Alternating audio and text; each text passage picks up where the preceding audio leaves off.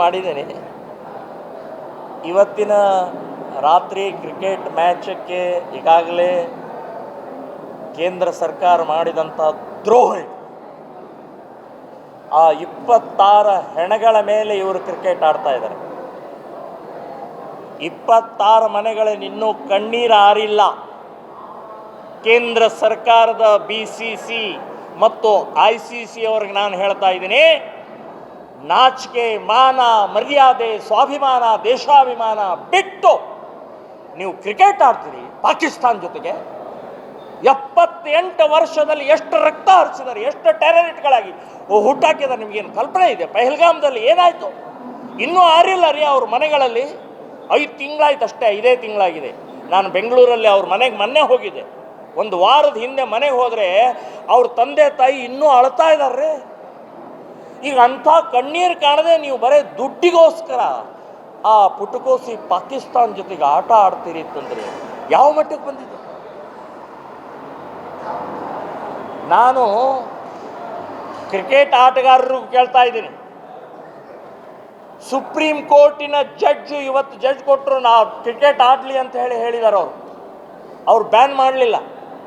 ನಾನು ಅವ್ರಿಗೂ ಹೇಳ್ತಾನೆ, ಜಡ್ಜ್ಗಳಿಗೂ ಹೇಳ್ತಾನೆ, ಕ್ರಿಕೆಟ್ ಆಟಗಾರರು ಮತ್ತು BCCI ICC ಅವ್ರಿಗೂ ಹೇಳ್ತಾ ಇದ್ದೀನಿ, ನಿಮ್ಮ ಮನೆ ಮಕ್ಕಳು ಸತ್ತಿಲ್ಲ, ಈ ಟೆರರಿಸ್ಟ್ ಗುಂಡಿನಿಂದ ನಿಮ್ಮ ಮನೆ ಮಕ್ಕಳು ಸತ್ತಿಲ್ಲ, ಅದಕ್ಕೆ ಕ್ರಿಕೆಟ್ ಆಡ್ತಾ ಇದ್ದೀರಿ ನೀವು, ಅದಕ್ಕೆ ನಮ್ಮ ದೇಶಕ್ಕೆ ದ್ರೋಹ ಬಗೀತಾ ಇದ್ದೀರಿ ಅಂತನ್ನುವಂಥದ್ದು ಹೇಳ್ತಾ ಇದ್ದಾರೆ. ಸೊ ಇವತ್ತು ರಾತ್ರಿ ನಡೆಯುವಂಥ ನಾನು ಎಲ್ಲರಿಗೂ ಹೇಳ್ತಾ ಇದ್ದೀನಿ, ಹಿಂದೂಗಳಿಗೆ, ನೀವು TV ಆನ್ ಮಾಡಬೇಡಿ, ಆಫ್ ಮಾಡಿ, ಬಹಿಷ್ಕಾರ ಹಾಕಿ ಅಂತ ನಾನು ಹೇಳ್ತಾ ಇದ್ದೆ. ಪುಣ್ಯಕ್ಕೆ ಟಿಕೆಟು ಮಾರಾಟ ಆಗಿಲ್ಲ.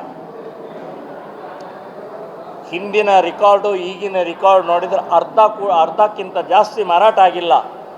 ಎಸ್, ಇನ್ನೂ ಸ್ವಾಭಿಮಾನ, ಇನ್ನೂ ದೇಶಾಭಿಮಾನ ಜೀವಂತ ಇದೆ ಅಂತನ್ನೋದು ಇದೇ ಸಾಕ್ಷಿ. Yes sir. ಮಣಿ ಊಟಕ್ಕೆ ನೋಡಿ, ಲಿಂಗಾಯತರ ಹೋರಾಟ ಈಗಲ್ಲ, ಮೊದಲಿಂದ ಭಾಳ ವರ್ಷದಿಂದ ಅವ್ರು ಹೋರಾಟವನ್ನು ಮಾಡ್ತಾ ಇದ್ದಾರೆ.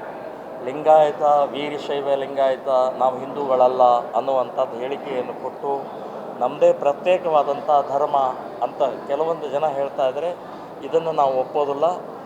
ಲಿಂಗಾಯತರು, ವೀರಶೈವರು ಇವರೆಲ್ಲರೂ ಹಿಂದೂಗಳೇ, 100ಕ್ಕೆ 100 ಹಿಂದೂಗಳು. ನೀವು ಹಿಂದೂ ಧರ್ಮದಿಂದ ಬೇರೆ ಆಗೋಕ್ಕೆ ಸಾಧ್ಯನೇ ಇಲ್ಲ. ಹಿಂದೂಗಳೇ, ನಿಮ್ಮ ಎಲ್ಲ ಆಚರಣೆ ಹಿಂದೂ ಧರ್ಮದ ಪ್ರಕಾರನೇ ಇದೆ. ಸೊ ಬೇರೆ ಧರ್ಮ ಅಂತ ಹೇಳಿ ಯಾತಕ್ಕೆ ಅಂತಂದರೆ, ಯಾವುದೋ ಒಂದು ಫ್ಯಾಸಿಲಿಟೀಸ್ ಅಂದರೆ ಆರ್ಥಿಕ ಬೇರೆ ಬೇರೆ ಮೀಸಲಾತಿ ಪಡೆಯುವಂಥ ಹಿನ್ನೆಲೆಯಲ್ಲಿ ನೀವು ತಗೊಳ್ತಾ ಇದ್ದೀರಿ.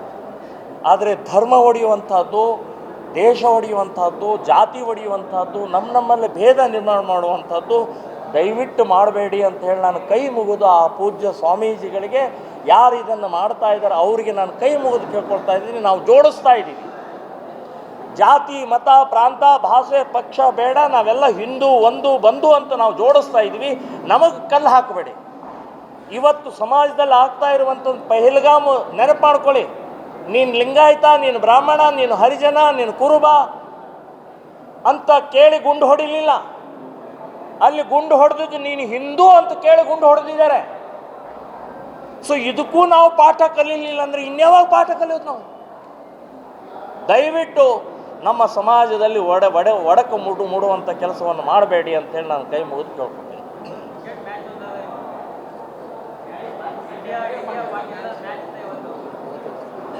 ಅದಕ್ಕೆ